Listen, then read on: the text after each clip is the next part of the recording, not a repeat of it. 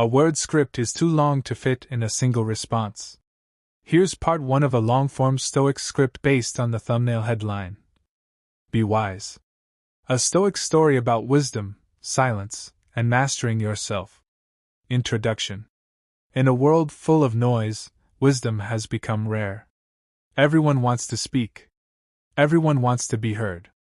Everyone wants to prove they are right. But very few people stop long enough to think. The Stoics understood something most people never learn. Being intelligent is not the same as being wise. Intelligence helps you solve problems. Wisdom helps you avoid creating them. Intelligence fills the mind. Wisdom guides the soul. Today's story is about a young man named Leon. A man who believed knowledge was power. Until life taught him that wisdom is greater than knowledge. And that the wisest people are often the quietest people in the room. Step 1. The man who knew everything. Leon loved learning. He read books. Listened to lectures. Studied philosophy. Memorized facts. People admired his knowledge. Whenever discussions happened, Leon always had an answer. Whenever debates appeared, Leon always had an opinion. He enjoyed proving people wrong. He enjoyed winning arguments. He enjoyed being seen as intelligent. But despite all his knowledge, his life was full of conflict. Relationships struggled. Friendships faded. Stress increased. And deep inside, he wasn't happy. Step 2. The embarrassing moment. One afternoon, Leon attended a gathering of scholars. He was excited. Finally, a chance to display his knowledge. As the discussion began, Leon interrupted constantly. Correcting people. Challenging people. Showing everyone how much he knew. Then an elderly philosopher quietly asked him a question. Do you seek truth or victory? Leon froze. The room became silent. He had no answer. For the first time, someone had exposed his weakness. He wasn't seeking wisdom. He was seeking recognition. Step 3. The Old Stoic. After the gathering, Leon found the philosopher sitting beneath an ancient tree. The old man looked peaceful. Completely calm. Completely unaffected by the world. Leon approached him. Teach me. The philosopher smiled. Why? Because I want wisdom. The old man shook his head. No. You want admiration. The words struck like lightning. Because they were true. Step 4. The first lesson.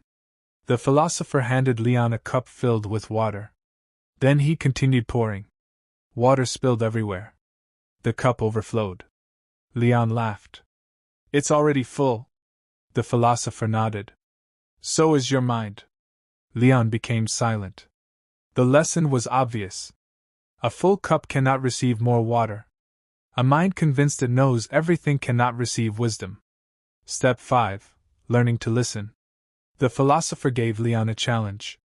For 30 days, speak less. Listen more. Leon thought it sounded easy. It wasn't. Every conversation tested him. Every discussion tempted him. Every disagreement challenged him. He constantly wanted to interrupt. To correct. To impress. But he resisted. And slowly something remarkable happened. He began hearing things he had missed for years. Step 6. The lesson of silence. One evening they sat beside a lake. The water was perfectly still. The philosopher pointed toward the reflection. What do you see? The sky. The trees. The mountains. The philosopher smiled. Why? Because the water is calm. The old man nodded. So is the wise mind. When your thoughts are noisy, wisdom becomes difficult. When your mind becomes calm, clarity appears. Step 7. The dangerous ego. As weeks passed, Leon discovered his greatest enemy. Not other people. Not circumstances. Not bad luck. His ego. His constant need to appear important. His constant need to be right. His constant need to win. The philosopher explained. The ego speaks. Wisdom listens. The ego reacts. Wisdom observes. The ego demands attention. Wisdom seeks understanding. Step 8. The farmer. One day they visited a farmer. The farmer was simple, quiet, humble, yet incredibly successful. Leon asked him, "What's your secret?" The farmer smiled. "I focus on what matters." Leon expected a complex answer. Instead, he received wisdom. The farmer didn't waste energy proving himself. He spent his energy improving himself. Step 9: The storm. Months later, a violent storm struck the region. Trees fell. Roads flooded. Chaos spread everywhere. People panicked, complained, blamed, feared. But the philosopher remained calm. Leon asked, "Why aren't you worried?" The old man replied, "Because panic solves nothing.